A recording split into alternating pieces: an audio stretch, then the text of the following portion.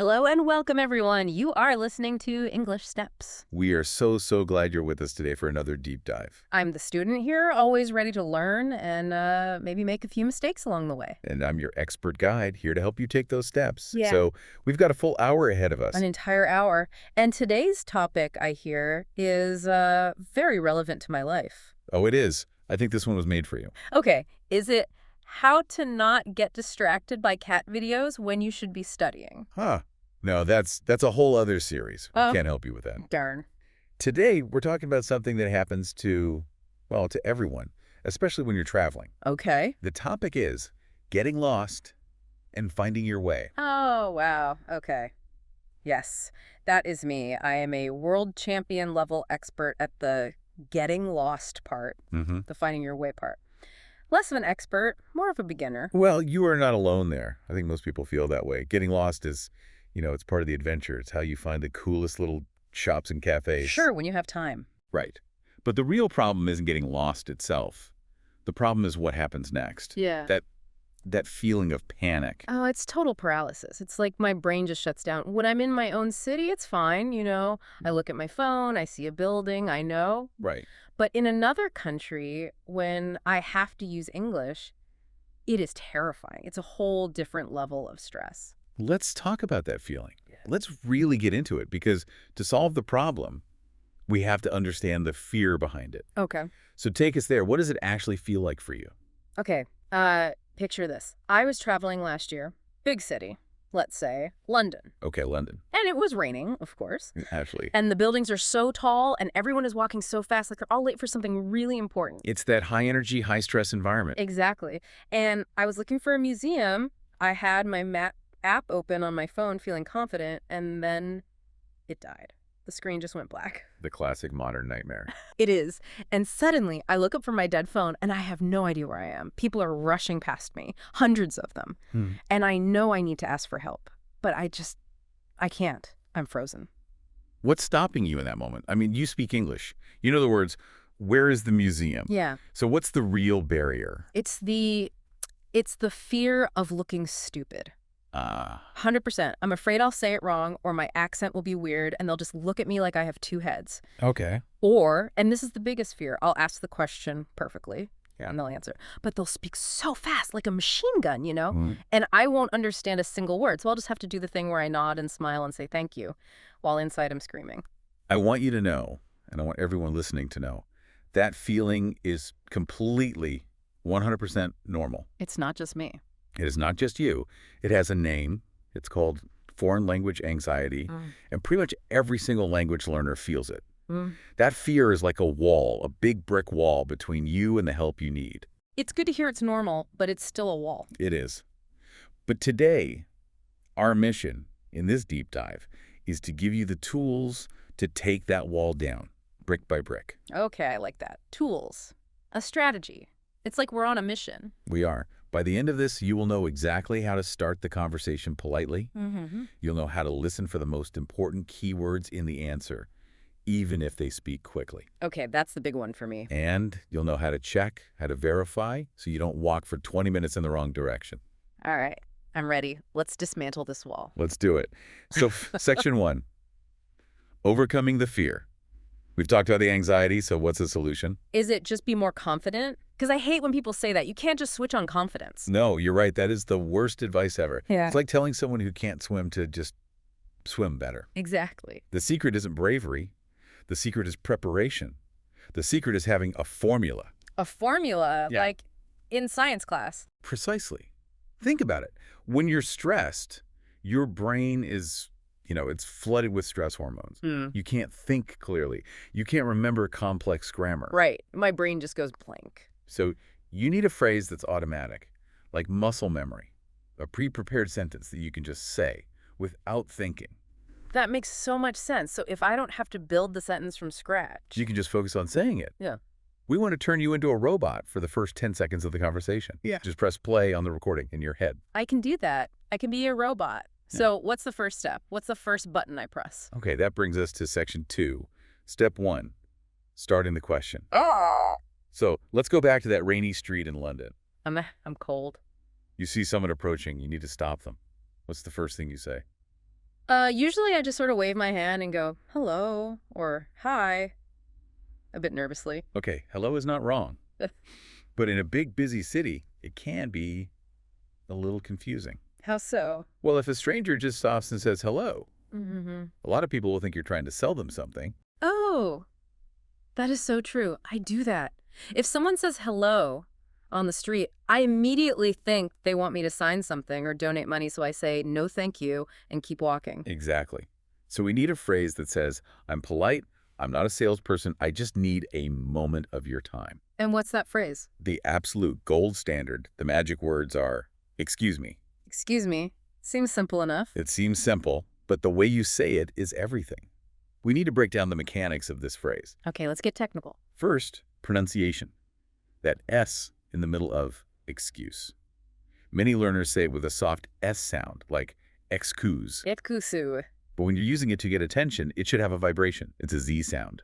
Excuse. Feel that buzz in your throat. Let me try. Excuse. Excuse me. Hey, yeah, I feel that. That Z sound is softer, it's more natural. Now, for the really important part, the intonation. Up or down at the end. This is key. If you step on someone's foot by accident, you say, excuse me, with your voice going down. It means I'm sorry. Excuse me. Down. Got it. But here, you're asking for their attention. So your voice has to go UP. It turns it into a question. Excuse me. Excuse me? A little higher. Yep. Make it sound really friendly, really questioning. Excuse me? Perfect. That little rise in your voice completely changes the meaning from get out of my way to could you possibly help me? Wow, tone really is everything. One phrase, two completely different messages. It is. And then there's the body language. Right, you can't just shout it from across the street. And you definitely can't sneak up behind them and whisper it in their ear. That would be very creepy. Super creepy. You want to be about 2 arm lengths away. Try to make eye contact for a split second, then say it was a little smile. But what if they just keep walking? What if they ignore me? That's a great question. And it will happen, especially in busy cities. People are in their own world. If they ignore you, it's not about you. So I shouldn't take it personally. Never. Don't chase them. Just let them go, take a breath, and find another person. Reset. Okay, resilience. So I've said, excuse me. My intonation was perfect. They've stopped. They're looking at me. Now what? Now you deploy your formula. We have 2 main options for you. Option A is what I call the polite powerhouse. Ooh, I like that. I want to be polite. Option A is, could you tell me where? And then you add the place. Could you tell me where? Let's look at why this is so good. We use could, not can. Can you tell me is okay, but it sounds a little bit like you're asking about their ability. Right, like are you physically able to speak? Exactly. Could is softer. It's more hypothetical. It implies if it's not too much trouble, it's just warmer. I like could. It feels more respectful. And here's a little pronunciation tip for sounding extra smooth. Instead of saying could, you, we blend them together. How does that work? The D at the end of could and the Y at the start of you merge to make a J sound. Could ya? Could ya tell me? Or could you? Could you tell me? Wow, that flows so much better. It does, right. Could you tell me where? Now, there's a small grammar trap here that a lot of learners fall into. Uh-oh. What is it? It's the word order at the end.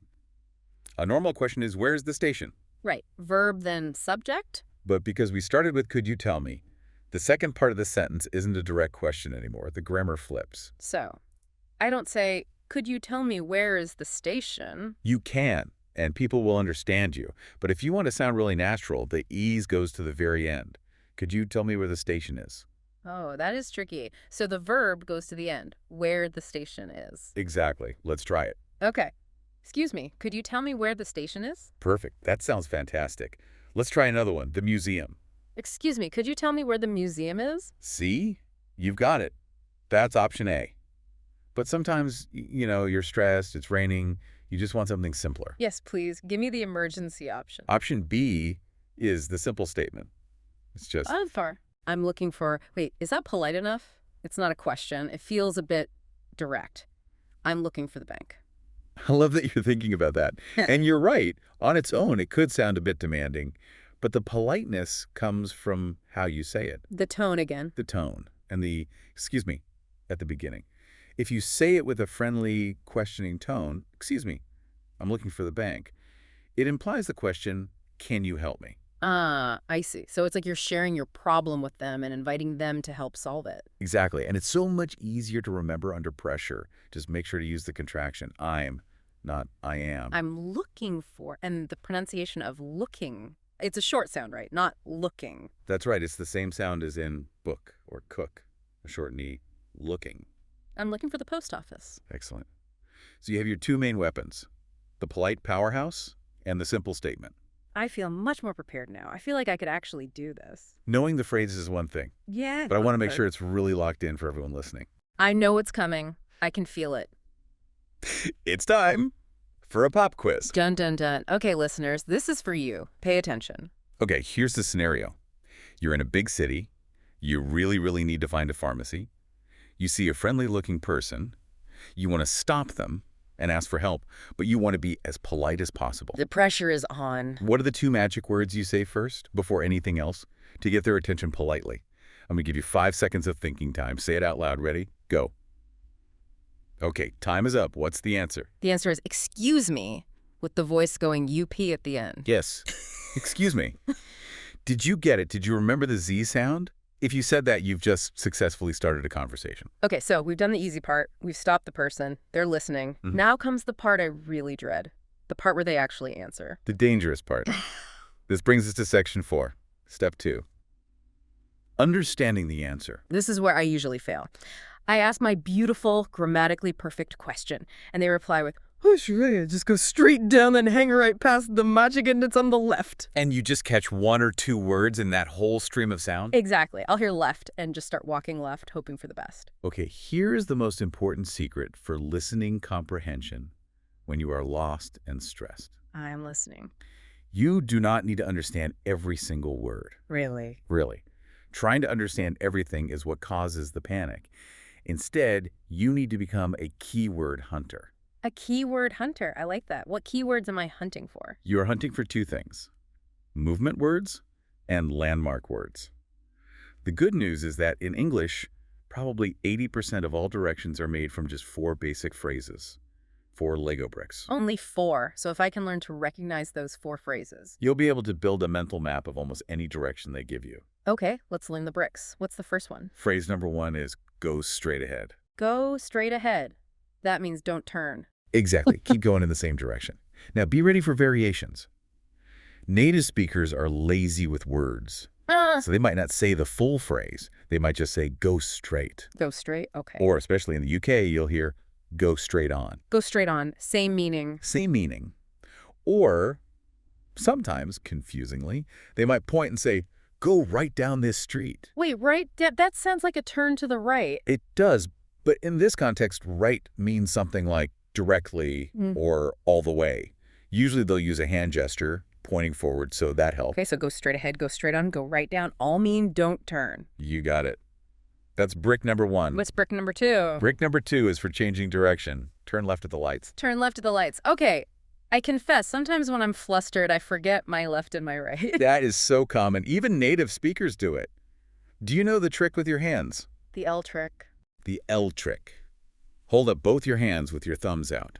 Your left hand makes a perfect capital L. L is for left. I'm doing it now. It works. My right hand is just backwards. Okay, L for left. I can remember that. Now, just like before, be ready for variations. In America, you'll often hear, take a left. Take a left or make a left. Take a left. And if the person's very casual, they might say, hang a left. Hang a left. That's a new one for me. It's slang, but it's very common. Hang a left at the next corner. As a learner, you should probably stick to saying turn left, but you need to be able to understand take, make, or hang. Okay.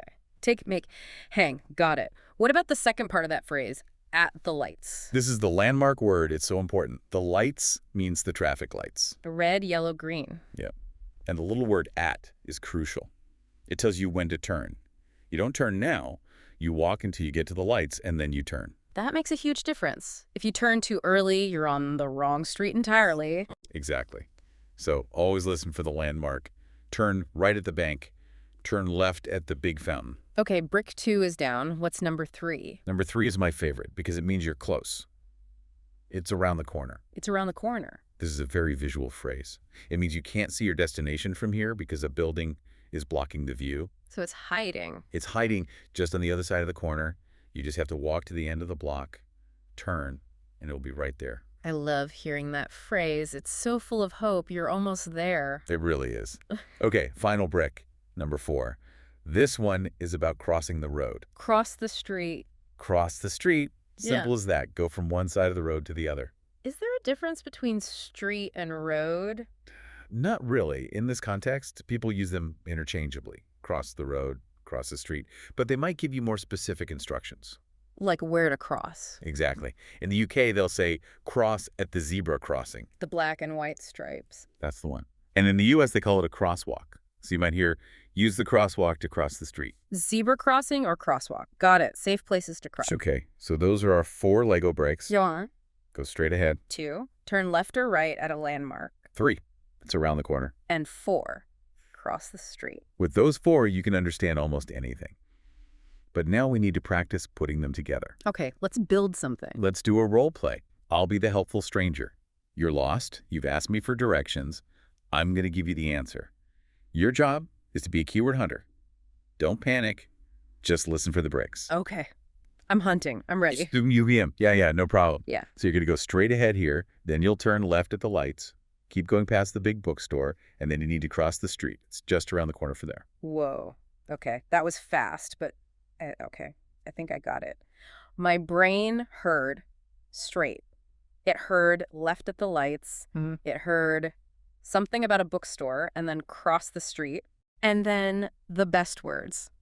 Around the corner. Perfect. You filtered out all the extra little words and just caught the key actions and landmarks. Now, repeat the directions back to me to check. Okay. So, I go straight. Check. I turn left at the traffic lights. Sure. I walk past a bookstore, and then I cross the street.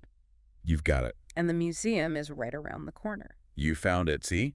When you break it down like that, it's not so scary. It's really not. That hunting strategy is a game changer, but what if the directions are just really, really long? Like, go straight, turn left, then right, then another left. Ah, yes. The super complicated directions. By the time they say the 4th step, I've already forgotten the first one. And that is exactly why we need our final step. This brings us to section 5. Step 3, verification. The art of double checking. Precisely. Because you don't want to start on a 20-minute journey if you're not sure it's the right one. And I don't want to walk for 20 minutes if there's a bus I could take. This is where you manage your expectations. We have 2 amazing phrases for this. The first one is simple and direct. Oh. Just ask, is it far? Is it far? 3 simple words. But they're so powerful. The answer, yes or no, tells you immediately what kind of journey you're starting. Right. No, it's just 2 minutes. It's very different from, yeah, it's about a 30-minute walk. Exactly. Now, for the second phrase, this is the pro-level one. If you use this, you will sound very, very good at English. I want to sound very, very good. What is it? You ask, is it within walking distance? Ooh, that does sound good. Is it within walking distance? Let's unpack it. Walking distance. Yeah. It's a noun phrase that means a distance that is short enough to walk comfortably. But comfortably is different for everyone, right? That's a great point. And it's very cultural. In a city like Rome, a 20-minute walk is definitely walking distance. But in a city like, say, Los Angeles, people might drive to a shop that's a 5-minute walk away. Exactly. So when you ask this question, you're really asking, based on the culture of the city, should I be walking or should I be looking for a bus or a taxi? It helps you make a transportation decision. It does. Now, the pronunciation can be a little tricky, that word within. It has the sound. You have to stick your tongue out a little bit. With. Right. And it starts with a W sound. So your lips should be in a round shape. Robu. Within. Within walking distance. Let me try the whole phrase. Is it within walking distance? Beautiful. Yeah. Let's do a quick scenario. You want to go to the park. You ask me for directions. I give you a very long answer. What do you say? Okay. Excuse me. Could you tell me where the park is? The park? Sure. You go straight down this road for about 2 miles, then you have to cross the big bridge. Interrupting politely. Oh, sorry. Just quickly. Is it within walking distance? Oh, no. No, you can't walk there. It's way too far. You'll need to take the number 12 bus. Boom! You just saved my legs from a very long, pointless walk. See how powerful that is? That one question is your safety net. Is it within walking distance? That is my new favorite phrase in English. It's a great one to have. We have covered so much today. We really have. We went from the psychology of being afraid to stopping someone with excuse me, to asking the question, to hunting for keywords, and finally, to verifying the distance. It's a complete toolkit for not being lost anymore. I honestly feel like I could go to a new city tomorrow and handle it. I actually want to get lost now, just so I can practice. That is the perfect attitude. But before everyone rushes out to get lost, we have a very important message. Yes, a call to action. If you've been listening and you found this useful, if you feel even a little bit more confident now, we would love it if you could take one tiny action for us. It's true. If you don't want to get lost on your English learning journey, make sure you subscribe to English Steps. Wherever you're listening, just hit that follow or subscribe button. It's free, and it means you'll never miss one of these deep dives. It also really helps other learners find the show, so if you can do that for us, we would be so grateful. We would. Okay, let's wrap up with a quick summary and our final question. The cheat sheet. Let's do it. Step 1. Know your formula phrases before you leave the house. Preparation beats fear. Step 2. Start with a polite, friendly, rising intonation. Excuse me. Step 3. Ask your question. Either could you tell me where X is, or I'm looking for X. Step 4. Be a keyword hunter. Don't panic, just listen for straight, left, right, cross, and corner. And step 5. Verify. Always ask, is it far? Or the pro version, is it within walking distance? Simple, powerful. I love it.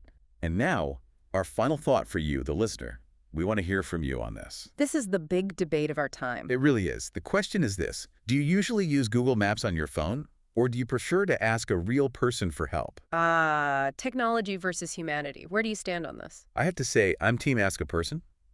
I think it's more interesting. You get to have a tiny interaction. You connect with the place you're in.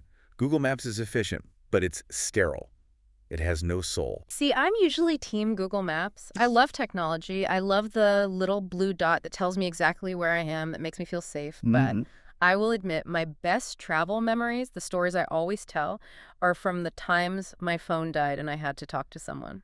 Oh, give us an example. I was in Italy once trying to find this tiny little restaurant. Phone dead, of course. I asked this old man for help. He didn't speak a word of English. I spoke no Italian. But I just said pasta and pointed at my stomach. The universal language. It is. And he smiled, and he didn't just point, he walked me. He walked me 5 blocks all the way to the door of the restaurant, patted me on the shoulder, and then went on his way. Wow. Google Maps will never do that for you. Google Maps will never pat you on the shoulder. That is the perfect way to put it. Google Maps will never shake your hand. I love that. So, listeners, let us know. Are you team Google Maps or team Ask a Stranger? Leave a comment wherever you're listening. And just remember, even if you are on Team Google Maps, knowing these phrases is your superpower. It's your backup plan. A backup plan that never runs out of battery. Exactly. Thank you all so much for joining us for this deep dive. Yes, thank you, everyone. And don't be afraid. Go out there and talk to people. Keep learning, keep practicing, and keep stepping forward. This has been English Steps. Goodbye for now. Bye, everyone.